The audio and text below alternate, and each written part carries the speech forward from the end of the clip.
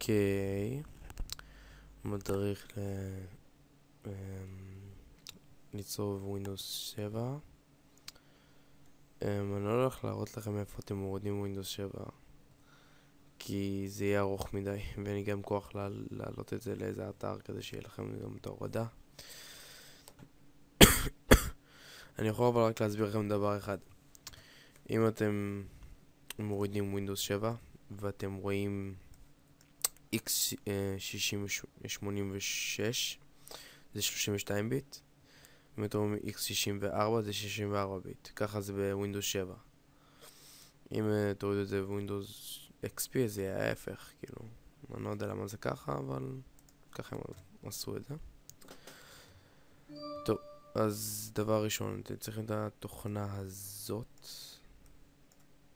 IMG burner, כאילו image burner, ככה קוראים לזה. אני אספק את ההורדה שאני אעלה את זה למדיה פלייר, ואני אשים את זה בדיקס, אוי שיחה, אני ממש חולה וקשה לי לדבר, description למטה.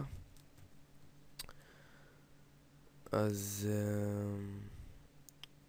כאילו ככה נתחיל.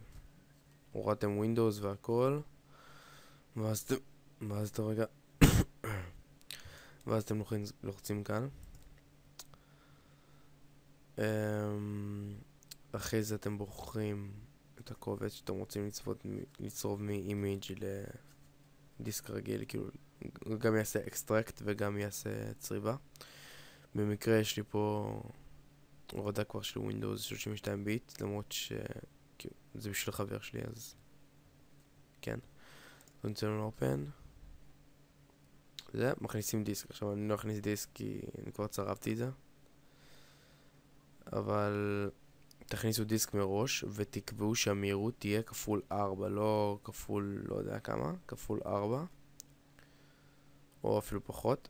ודרך אגב, אתם יכולים לעשות עם התוכנה הזאת גם צריבה של פלייסטיישן, ככה משחקים של פלייסטיישן 2, אני לא יודע לגבי 3 כי לא יצא לי לצרוב משחקים של 3. אותו דבר בדיוק כמו שאתם עושים עכשיו, אם זה אימיג'.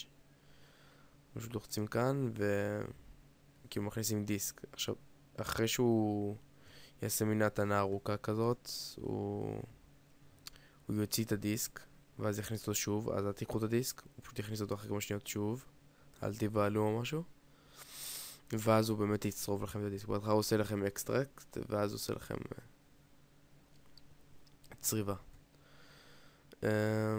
כמו שאתם רואים, אני לא כל כך כאילו מפוקס עכשיו, כאילו אני לא מדבר כל כך טוב, וטוב, סתכלו את השעה, אבל גם אני חולה, אז טוב, יש לי זמן פנוי עכשיו בגלל זה.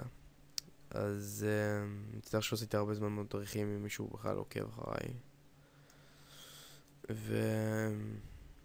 ויום טוב. אני אפרסם את ההורדה לתוכנה כאן, כאילו ביוטיוב, איפה זה? טוב, יאללה ביי.